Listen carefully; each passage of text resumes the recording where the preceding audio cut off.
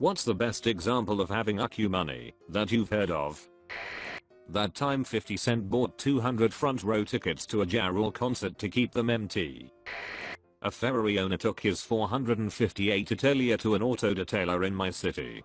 He told one of the workers not to drive it, but to come get him. When it was ready, he waited inside. The person detailing the car ignored his instructions and drove it from the shop, but instead of parking it, he accidentally crashed it right into a telephone pole. The Ferrari owner was furious. He ended up buying the property next door to the auto detailer and built his own car wash facility, which drove the auto detailer out of business. The Ferrari owner's car wash is still running strong and is actually one of the better ones around. I think it's called Tidal Wave Auto Spa.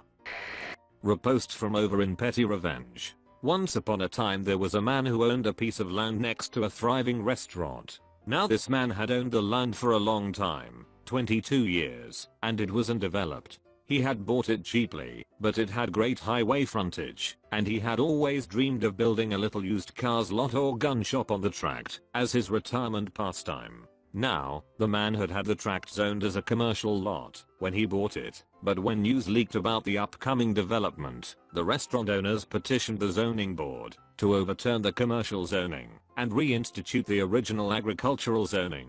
By the way, all land in the mythical state of Kentucky is zoned as agricultural by default. This was unfair, illegal, and generally rude, but the restaurateur's brother was the county zoning commissioner, so things naturally turned against our would-be entrepreneur. After fighting the good, clean, play by the rules sort of battle and losing, our would-be entrepreneur gave up. He decided to accept the county zoning.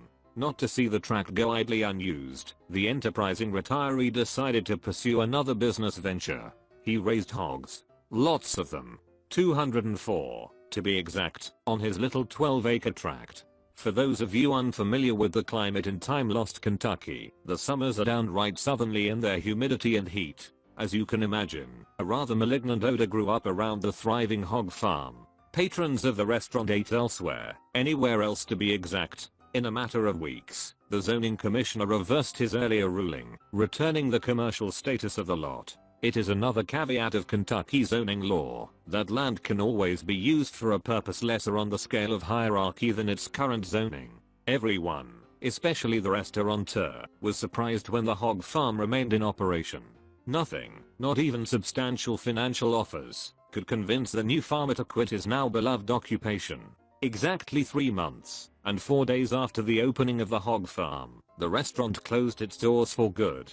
The farmer, in a fit of depression, ceased hog farming and decided to open a small sporting goods store instead. It remains there to this day, alongside his newly acquired restaurant. I read where a farmer wasn't allowed to build a shelter for his horses because of zoning rules, so he instead built a giant table and chairs for them to stand under. No law against building that. The United States of America sent 3 dudes to the King Moon in 1969, before the internet with less computing power than a modern phone, because they felt like it.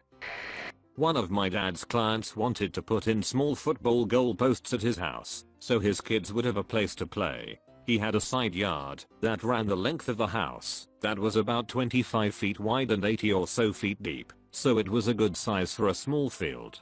He put a goal in the front yard and a goal in the back. Hoa got about the goal in the front yard because it was an eyesore and made him remove it. He got around this inconvenience by buying both houses on either side of his own and making a massive football field through the 3 backyards. Edit, remove some potentially identifying info. I don't know if this story is true or not, but it goes like this. An area near where I grew up was rapidly expanding new homes for the ultra-rich. Vacation homes on the water. For people like DiCaprio, Brad Pitt, Frank Gibbo, Russell Hanlon and Wayne Gretzky. Those types. Google any of those names if you don't know them. Anyway, because of the rapid expansion of these vacation houses, and since the clients were super rich, the main builder in charge was making crazy bank. He also had no driver's license. He got pulled over, found to have no license, which is a large fine, and the car/truck/van gets impounded. He pled guilty, paid the fine, and called someone who came by, picked him up, drove him to a dealership, where he bought another truck. The city ended up with something like 18 of his trucks by the time construction was done. He told them to go ahead and sell them and keep the money. He didn't need it. My cousin told me one about his dad, and we still laugh about it to this day. My uncle owns about 15 stores. He is not crazy rich, but pretty rich nonetheless. He was going to buy a red Volkswagen Passat, forget what year, but I think it was that year's model. He asks to take it for a test drive before he buys it. It was driving perfectly fine, but the car charger didn't work. So he told the guy at the counter about it and asked if they can fix it. The guy said something to the effect of our insurance doesn't cover that, so we'd have to charge you. My uncle tosses him the keys and says, keep the king car. Keep in mind he has an Arabic accent, so to me, it makes it funnier. And the guy goes, wait, what do you mean keep the car? And my uncle and cousin just left. My cousin goes, why did you do that? It's not that big of a deal. My uncle says just wait, they'll call back apologizing, fix the car charger, and give me an even better deal. Keep in mind his credit is fantastic, and he already gets very good deals and rates for buying vehicles. Sure enough, not long after, they called back and apologized and fixed everything and gave him a better deal. To this day every time we see him we say, keep the king car. Edit, a very important detail I forgot to mention. When they called back apologizing and offered him a better deal and if he would come back and buy the car, my uncle replied, I'll think about it, and then hung up. My sister calls him the Arab Tony Stark. Husband's grandparents owned modest vacation house on popular lake in TX. Electrical fire burned it to the ground. As they sat in their car looking at the charred remnants of family memories, a Stepford wife Hag tapped on grandfather's window to let him know that, I know this is a horrible time for this, but your boat dock is just a foot or so over the property line, and you're going to need to remedy that. He was a soft-spoken giant of a man who had very quietly become comfortably wealthy. So he bought the empty lot his dock was encroaching on and built a sprawling, covered every inch of both full lots, pink stucco spectacle of a home. House's parents just sold it after grandparents have passed on recently for a ton of money. It's a favorite family memory and story. That house was the best. A former employer of mine booked a penthouse suite in hotel while on a business trip. The room had temperature control and the windows wouldn't open, but he was hot. He picked up a bar stool and smashed the picture window to let the breeze and then called the front desk, let them know about the accident and that maintenance could fix the window when they came to work on the thermostat.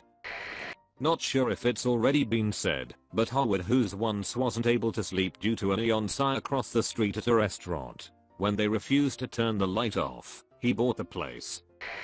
Howard Hughes. Netflix hadn't been invented yet, so he bought a local TV station in Las Vegas so he could have them play the movies he liked.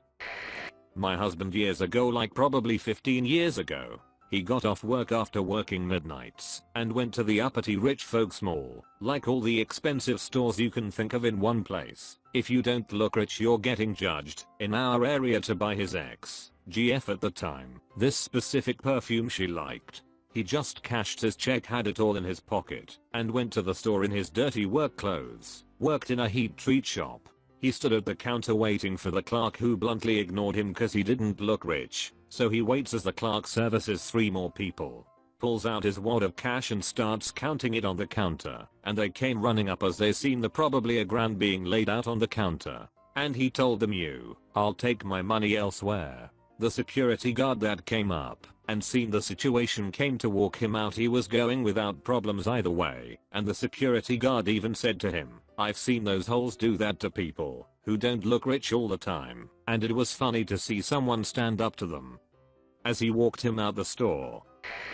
Canadian dentist on vacation in Florida. His daughter became ill. The local hospital told him, roughly, what the fees would be. He immediately pulled out his Amex card, hired an air ambulance on the spot, and the entire family was back in Canada within 4 hours. I recently heard a story about how a multi-millionaire wanted to buy a specific piece of property next to some land he already owned. He knew how much he wanted to spend, but knew that if he asked to buy it the owner would jack the price up to more than he wanted to pay. So he hired home movers to move an entire guest house he had onto the property. Then he called the landowner and offered to buy the house. When the landowner asked what house he had to look into it, the landowner threatened legal action, so the millionaire offered him a settlement, the amount he wanted to pay. He got it. I wait tables. One chick paid for her $10 dinner with a $100 bill, then didn't tip me. TBF, I didn't give her table the best service ever because I was busy serving a table of 7, including the owners of the restaurant and their friends. I just missed refilling their waters a couple times. That doesn't seem major to me. Man, did I feel like though.